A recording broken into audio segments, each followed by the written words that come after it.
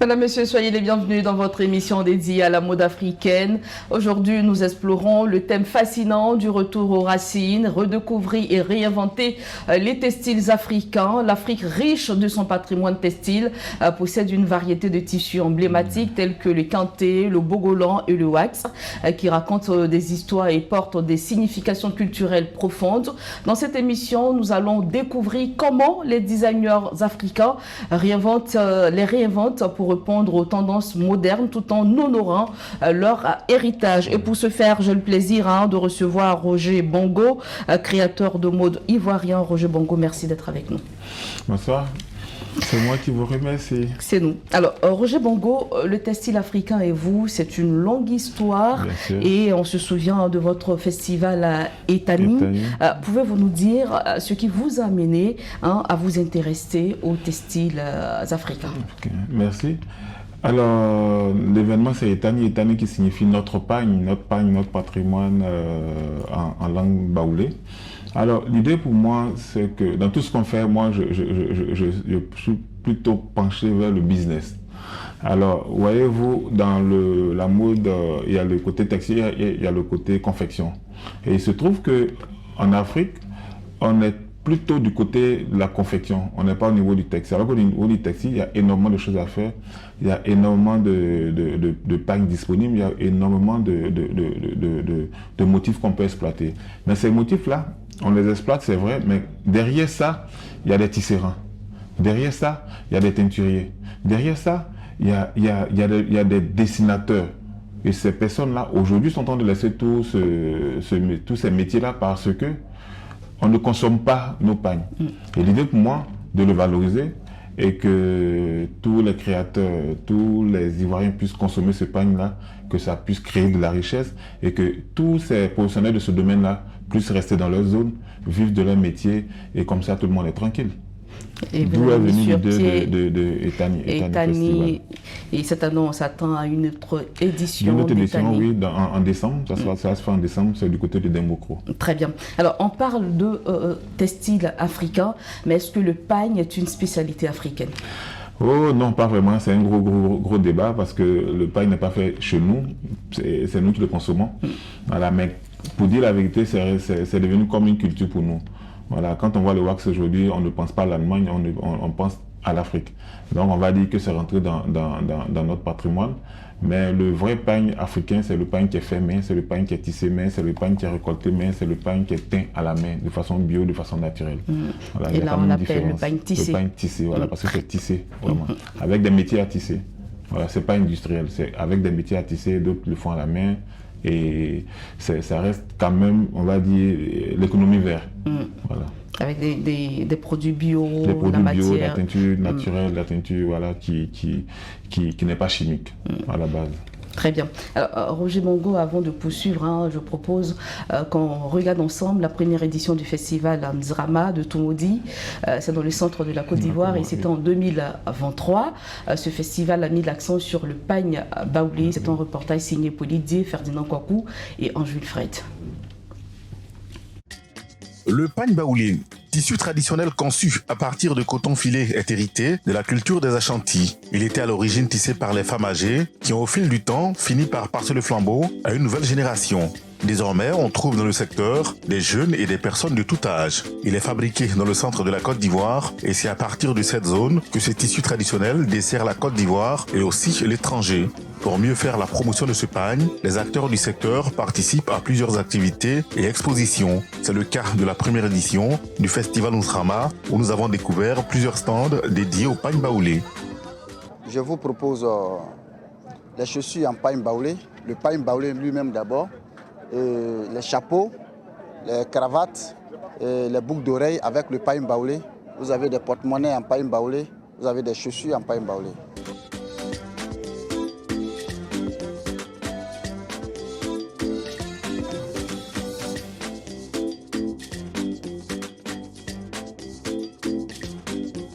Autrefois, c'était des pagnes qui se portaient pendant les funérailles. Il y avait des types de pagnes qu'on donnait dans une cour royale. N'importe qui ne pouvait pas porter n'importe quel pagne. Les pagnes excellents étaient réservés à la classe de nobles. Mais aujourd'hui, le port du pagne est démocratisé. Tout le monde.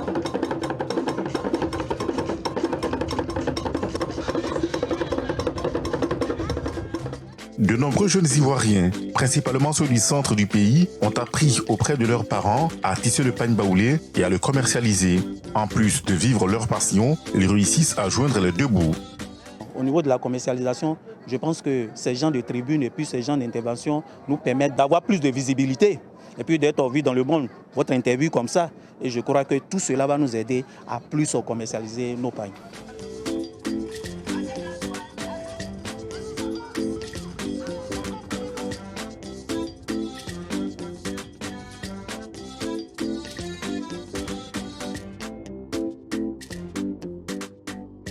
Il est vrai que le pagne traditionnel baoulé nourrit son homme et valorise les potentialités socio-culturelles de la Côte d'Ivoire. Cependant, quelques difficultés sont à relever dans la chaîne de production. Dans la production du pagne, c'est surtout comment fixer l'indigo sur le textile, coton, pour ne pas que le pagne dégorge. Voilà, ça c'est la difficulté que nous avons, que nous éprouvons encore, parce que nos pagnes dégorgent au contact de l'eau. Nous travaillons à cela. La vie même, elle est un peu compliquée.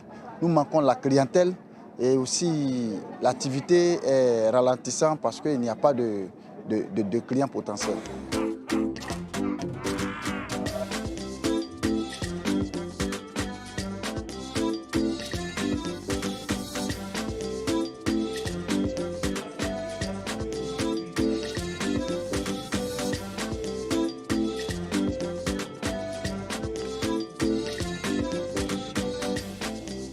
Pour rappel, le 26 juillet dernier, le pagne traditionnel baoulé a été labellisé par le système IGP, Indication géographique protégée.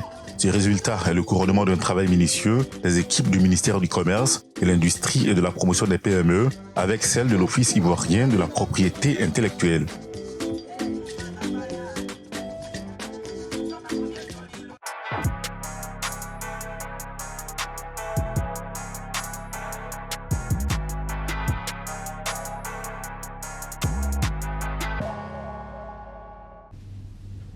Alors, Roger Bongo, hein, quand on voit tout ce qui est fait pour promouvoir ce pagne, qu'est-ce que cela vous fait?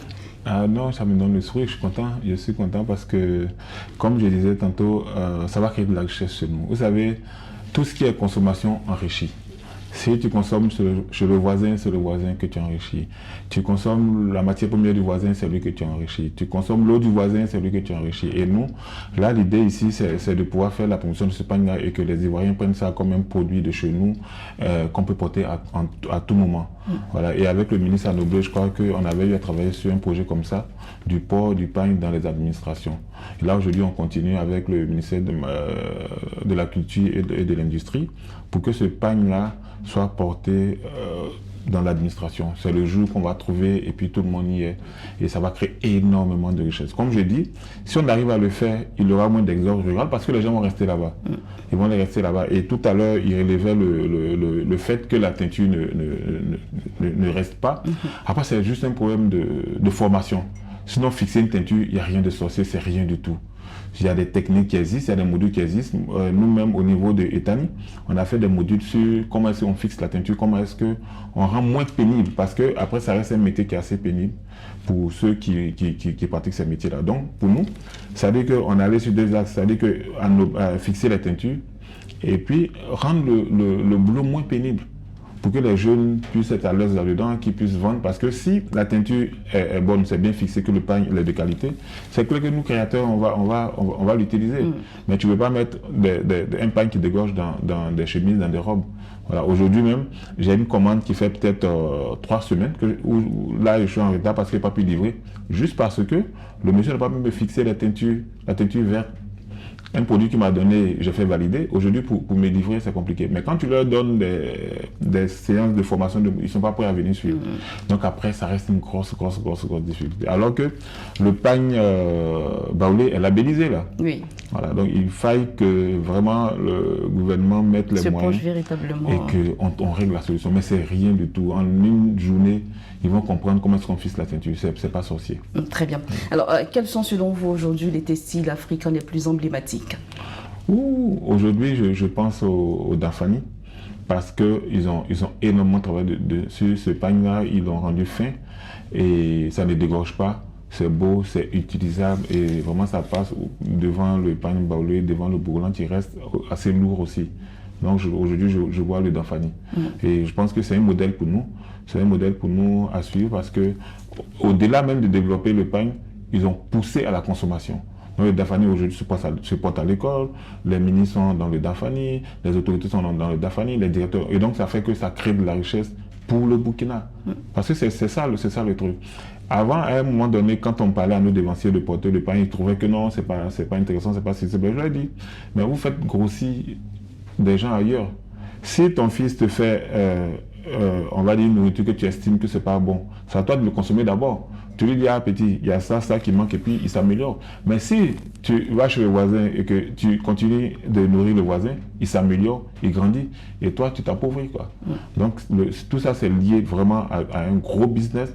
On doit comprendre que c'est quelque chose qu'il nous faut pour pouvoir développer notre pays et puis tout ce potentiel. Très bien. Alors, vous qui utilisez déjà ces pagnes africains, ces pagnes tissés, comment vous arrivez à les intégrer? Je parle notamment du kanté, du bogolan et autres dans vos créations. Oui, on arrive à l'intégrer, mais c'est minimaliste parce qu'aujourd'hui, ce n'est pas tout le monde qui accepte de porter des pagnes bariolées avec de gros motifs, des grosses rayures, non. Donc on essaie de l'adapter à chacun de nos clients. Il y en a qui veulent un peu plus, il y en a qui veulent un peu moins. Mais aujourd'hui, quand même, on arrive à le porter. Notre ministre, par exemple, Madame Rimac, elle est presque toujours en pagne tissée. La ministre de la Culture. Voilà, la ministre de la Culture. Et ça, c'est quelque chose à faire. Tout le monde doit le faire, tous nos défenseurs doivent le faire. Là, il y a Madame... la ministre de Toumoudi, là, qui a organisé le drama. Ouais, Maman Goudou. Oui, qui est une aînée pour moi. En tout cas, chaque fois que je suis à Toumoudi, je passe chez elle, elle est toujours dans son pain tissé. Et ça, j'adore. Elle m'explique chaque fois des histoires sur le pain tissé. Quand elle était en France, comment est-ce que les gens aimaient, comment est-ce qu'elle a toujours fait la différence. Et ça, elle arrive à le montrer, elle arrive à le valoriser. Et je pense que c'est quelque chose que tous nos dévanciers doivent suivre. Voilà, ça va créer de la richesse. Il faut qu'ils regardent ça. Ça va faire que nos jeunes gens vont rester chez eux. Puisqu'ils auront de quoi vivre, ils vont vendre leurs produits simplement. Et c'est bon pour tout le monde. Et ces pagnes ont aussi une histoire culturelle. Bien sûr.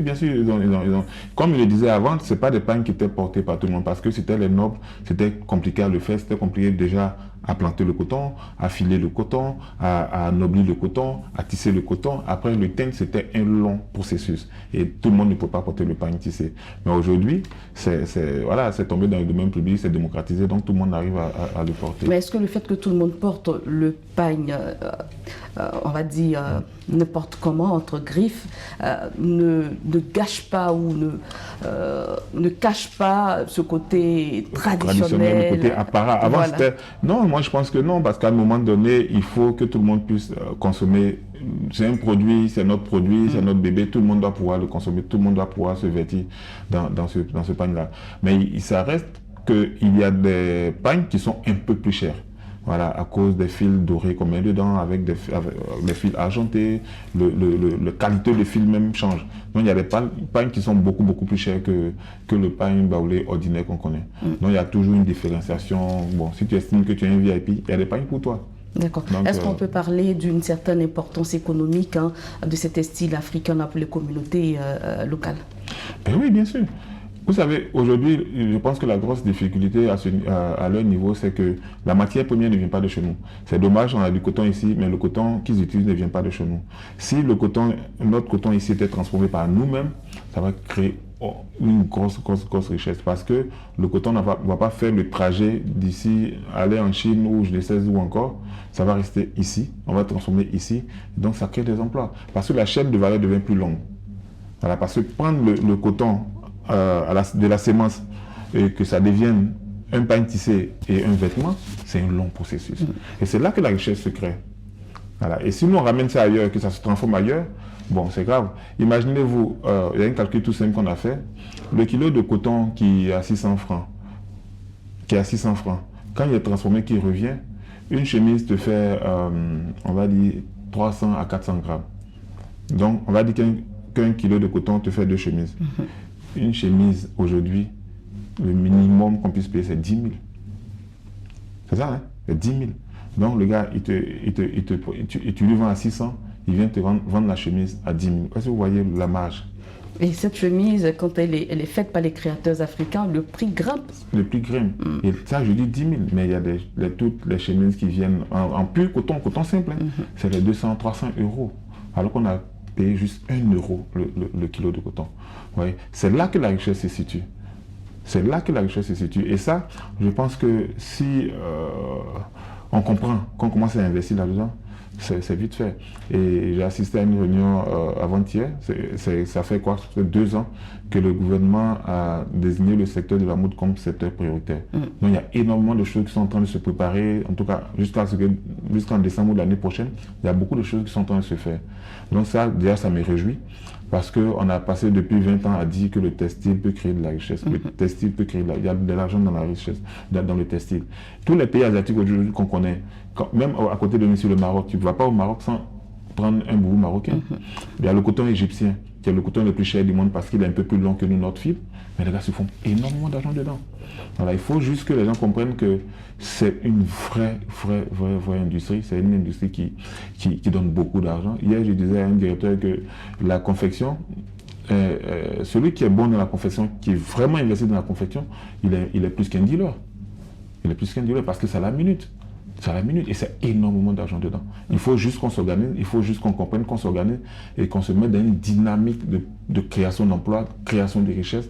Et vous allez voir que la Côte d'Ivoire va vraiment se démarquer. Très bien. Alors, je ne sais pas si ça s'inscrit dans la même veine, mais en 2017, lors des 52e assemblées annuelles de la Banque africaine de développement, le styliste modéliste Patéo a dit ceci, je cite, « L'Afrique produit du coton, mais ce coton ne reste pas chez nous. Et aussi, l'Afrique peut habiller l'Afrique. » Cela vous dit quelque chose? Bien sûr, bien sûr. Je pense que pas témoin qu'on se croise, on fait le tour du monde, on est arrêté pendant 2-3 heures faire parler de ça parce que c'est aberrant. C'est-à-dire qu'on produit du coton, on n'a pas de coton chez nous, on souffre pour avoir du coton et tout le monde sait, tout le monde s'en fout, tout le monde est content. C'est pas normal. C'est pas normal. Et nous, on est en bout de chaîne. Voilà. Papa Paté, par exemple, lui, il est dans la confection. Il n'est pas dans la production textile. Alors que c'est dans la production textile même qu'il y a de l'argent. Mais ça reste des industries qui coûtent très cher. Voilà, c'est des millions d'euros d'investissement. Donc c'est compliqué pour un individu de le faire. Ouais, mais aujourd'hui, je pense qu'avec tout ce qu'on a comme approche développement durable, les Africains doivent se positionner pour prendre leur part. J'ai un livre qui sort en décembre où je parle de la durabilité, de comment est-ce que l'Afrique peut saisir l'économie durable pour créer son industrie, pas les industries qu'on connaît, où un individu a 10 000 personnes, il les met dans des taudis et ça s'écroule sur eux. Non, je parle d'une industrie verte, une industrie juste, où un individu peut produire ce dont il a besoin et le commerce sera équitable. Et vous allez voir que c'est là qu'on va parler de développement, parce que c'est notre façon de nous développer. Je ne peux pas comprendre que les gens sont assis à l'autre bout du monde en Asie et reçoivent tout notre coton. C'est pas vraiment, il y a tellement de choses à dire là-dessus. Et justement, pour parler de cette industrie durable, de l'industrie verte, et comment le retour aux racines des textiles peut contribuer justement à cette mode plus durable. Effectivement, il suffit juste d'aller à l'ancienne. Comment est-ce que nos parents faisaient? Ils n'utilisaient pas de teinture chimique. Non, pas du tout. Le coton, il était bio. Ils plantent le coton, c'est vrai, il y aura des insectes et tout ça. Mais après, ce qui reste suffit largement. Voilà, mais quand vous mettez les insecticides, vous mettez de l'eau, ça pollue. Et après, ça coûte cher à la nature. Ça coûte cher à la nature parce qu'après, on crée des textiles qui ne sont pas biodégradables. Donc du coup, on pollue plus, on crée plus d'ordures, on jette tout ça dans la nature et la nature n'arrive pas à absorber. Et donc après, c'est ce qui crée tout ce qui est, on va dire, dérèglement climatique et tout ça. Mais la confection fait partie des plus gros pollueurs du monde. Les plus gros pollueurs du monde. Et quoi, après les industries, carburants et autres, il y a la mode. Donc il y a quelque chose à faire à ce niveau-là. C'est vrai qu'aujourd'hui, c'est compliqué de parler des gros pays qui sont dans le développement industriel parce qu'eux, ils voient que le business. Ils voient que le business. Ils s'en foutent de ce qui va se passer, ils s'en foutent de l'humain. Eux, ils voient que le business. C'est à ce moment-là que nous, en tant qu'Africains, on peut redéfinir les choses. On peut voir l'industrie autrement, comme je dis, par zone, par exemple. On va dire, je dis n'importe quoi. Korogo, par exemple, c'est des confectionneurs de chemises. On dit Demboko, c'est des confectionneurs de draps. Tabakala, c'est de confectionner le pantalon. Parce qu'on met tout pour qu'ils aillent de la culture au produit final. Personne ne va bouger. Personne ne va bouger. Puisque le gars il est sur place et puis il a ce qu'il a, il a son argent. Aujourd'hui, on n'a pas besoin de bouger. Et Internet est là. Tu as ta connexion, tu vois tout, tu fais le tour du monde entier. Et donc, c'est comme ça que l'Afrique pourra se développer. Et comme je disais, j'ai 2 livres qui vont sortir peut-être en décembre, si l'éditeur il est prêt, sur le développement durable et puis sur la mode elle-même. Comment est-ce que la mode peut faire de la Côte d'Ivoire une cité où il n'y a pas de chômeurs? Et très bien. Et aussi, on rappelle que la mode éco-responsable, c'est l'un des combats de Etani. Bien sûr, bien sûr. C'est la base même, c'est l'essence même de tout ça. Parce qu'après, je vais dire, si on ne parle pas de durabilité, c'est même pas la peine de parler. Voilà, parce que tout est éphémère.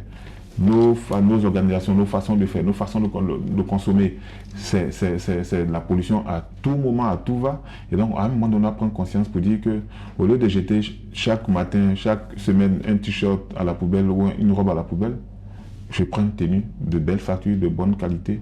Et j'ai ça pour le mois, j'ai ça pour la semaine. Vous allez voir que non seulement on va dépenser moins, nos garde-robes seront mieux rangés, on ne va plus consommer la fast fashion qui est aujourd'hui en train de prendre le monde entier. Très bien. Alors, comment les jeunes créateurs peuvent-ils être encouragés à s'engager avec l'héritage textile en Afrique? Je pense que tout ça va passer par la communication sur les artisans eux-mêmes. Et c'est ce qui va... Vous savez, en réalité, aujourd'hui, on a un métier qui faisait rêver à un moment donné. À un moment donné, on ne voit pas les dévanciers, on va dire faire la différence sur certaines choses. Donc après, il n'y a pas de repère.